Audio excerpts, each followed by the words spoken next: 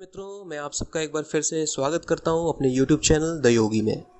आप सबसे हमेशा की तरफ यह निवेदन करता हूं कि इस चैनल को ज़्यादा से ज़्यादा सब्सक्राइब करें, लाइक और शेयर करें। हमेशा विभिन्न विभिन्न विषयों पे आप सबको बताने की कोशिश करता हूं और थोड़ा सा हट करके अनेक विषयों पे आप सबसे चर्चा करता हूं जो हमारे आसपास से संबंध रखते हैं और हमारे शरीर से, हमारे ही ज्ञान से वो सारी चीज़ें जुड़ी हुई हैं।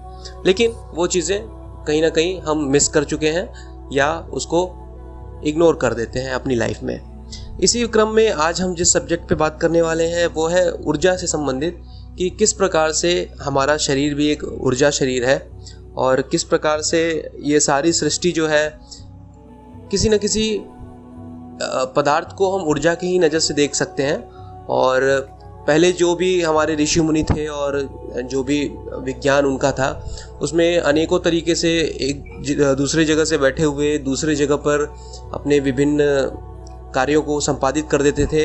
या अभी भी सुनने को मिलता है हमारे पुराणों में, शास्त्रों में ये चीज़ देखने को मिलता है कि एक व्यक्ति एक जगह से दूसरे जगह अचानक से पहुंच जाता था और विभिन्न तरीके से वो महाभारत में एक चीज़ समझ में आती है कि एक व्यक्ति संजय जो है वो एक जगह से बैठे बैठे दूसरे जहाँ युद्ध हो रहा होता है उसको बड़े आसानी से देख पा रहे होते थे। तो ये सब एक विज्ञान था और ये ऊर्जा विज्ञान का ही एक हिस्सा है। और भी कई तरीके की ऐसी चीज़ें जो हमें दिखती है और लगता है कि अरे ये सब तो अकल्पनीय है, वो कहीं ना कहीं एक तरह से ऊर्जा के ही नियमों का पालन करने वाली चीज़ें हैं।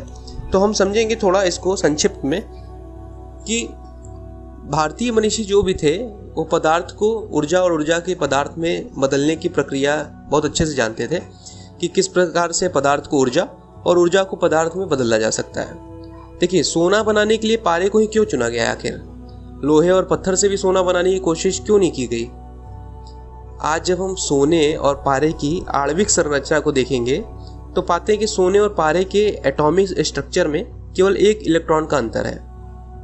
इससे क्या हमारे जो ऋषि मुनि थे उनकी गहन अंतर्दृष्टि का आभास नहीं होता है?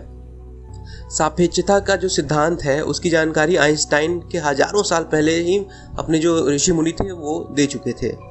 तो ये सब कहीं ना कहीं हमारे ऊर्जा विज्ञान को बहुत अच्छे से जानते थे और इस वजह से जो ऊर्जा विज्ञान को बहुत अच्छे से जान रहा हो वो जायज़ सी बात है कि साइंस और विज्ञान में बहुत पारंगत होगा, बहुत आगे निकल चुका होगा, क्योंकि हर चीज़ अब धीरे धीरे मैकेनिकल से वो कहीं ना कहीं ऊर्जा में कन्वर्ट होती जा रही है। मैकेनिकल पार्ट छोटे होते जा रहे हैं और उसकी जो ऊर्जा जो है, ऊर्जा शरीर, या कह सकते हैं कि हम ज़्यादा से ज़्यादा ऊर्जा शरीर पे ज़्यादा ध्यान दे रहे हैं किसी भी चीज़ की बनावट में, और आने वाला फ्यूचर भी इसी से संबंधित है।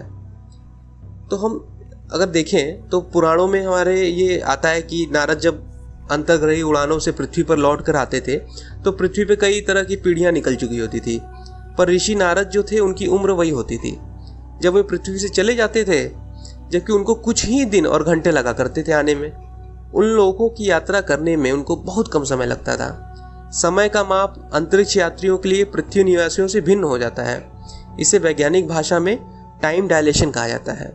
हम इसको थोड़ा थोड़ा विज्ञान से तोड़ करके जो अभी वैज्ञानिक जिस चीज़ों पे अपनी रिसर्च कर रहे हैं, तो हम थोड़ा उससे भी इस चीज़ को आपको समझाने की कोशिश कर रहे हैं। अंतरिक्ष यात्री की जो घड़ी के अनुसार अगर यात्रा में उसे 6 महीने लगते थे तो पृथ्वी पर उसे कई युग बीत जाएंगे। मतलब आश्चर्यजनक बात देखा जाए तो यह है कि यात्री के शारीरिक परिवर्तन भी होंगे जितने अंतरिक्ष यात्रा के समय में गुजरे, जबकि उसकी पृथ्वी पर लौट कर देखने पर वह पाएगा कि उतने समय में तो पृथ्वी पर कई पीढ़ियां बीत चुकी होंगी। तो आइंस्टाइन ने इसके बारे में बताया भी था कि अगर आप प्रकाश की गति के बराबर गति वाले यान में अगर किसी बैठा दिया जाए आपको, तो आपकी उम्र बढ़ना बंद हो जाती है, समय ठहर जाता है। और अगर अंतर्ग्रही यान की गति प्रकाश की गति से कई गुना बढ़ा दी जाए तो फिर आप अगर वृद्ध हैं तो युवा अवस्था की ओर लौटेंगे और अगर युवा अवस्था में है तो बचपन की ओर लौट जाएंगे।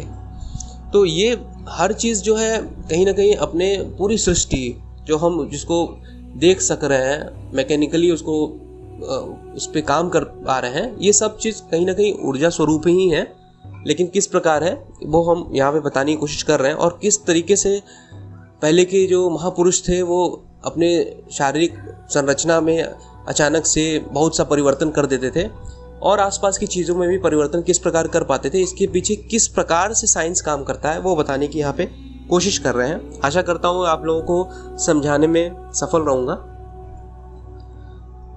देखते हैं, जैसे अभी महान वैज्ञानिक आइंस्टाइन की ही अनुसार बात करते हैं, तो उनके अनुसार देखा जाए तो उन्होंने बोला कि पदार्थ ऊर्जा का ही एक रूप है। ठीक है, पदार्थ को ऊर्जा में बदला जा सकता है और ऊर्जा को पदार्थ में। हम और कुछ नहीं ऊर्जा के घनीभूत रूप है। ठीक है, उस एक ऊर्जा के अंश मात्र हैं जो सारे ब्रह्मांड में व्याप्त है। दूर दराज के तारों, सितारों, आकाश गंगाओं में, निहारिकाओं से भी दूर अनंत अंतरिक्ष में व्याप्त है। इस ऊर्जा से हम ऊर्जा क्षेत्र के द्वारा जुड़े हुए हैं। अणु, परमाणु जो भी हैं और जो भी इससे जुड़े कण हैं, प्रोटॉन हो गए, न्यूट्रॉन हो गए या इलेक्ट्रॉन हो गए, इन पदार्थों का ये सब मिलकर निर्माण करते हैं। ये तो आप बड़े अच्छे से जानते हैं कि हर एक पदार्थ की एक निश्चित परमाणु संख्या होती है, यानी जिनके एटम्स में प्रोटॉन्स, न्यूट्रॉन्स और इलेक्ट्रॉन्स की एक पूर्व निर्धारित संख्या होती है। जो यहाँ पे मेरे साथ जुड़े हैं, जो साइंस से एजुकेशन ले रहे हैं या इससे संबंधित है, वह इन सब चीज़ों को बड़े अच्छे से समझ पा रहे होंगे। तो हम आगे बात करते हैं। इलेक्ट्रॉन और प्रोटॉन और न्यूट्रॉन जो है इस कदर छोटे होते हैं कि एटम करीब करीब एक खाली जगह का बना होता है पूरा। न्यूक्लियस न्यूट्रॉन्स व प्रोटॉन्स से भी बनी होती है।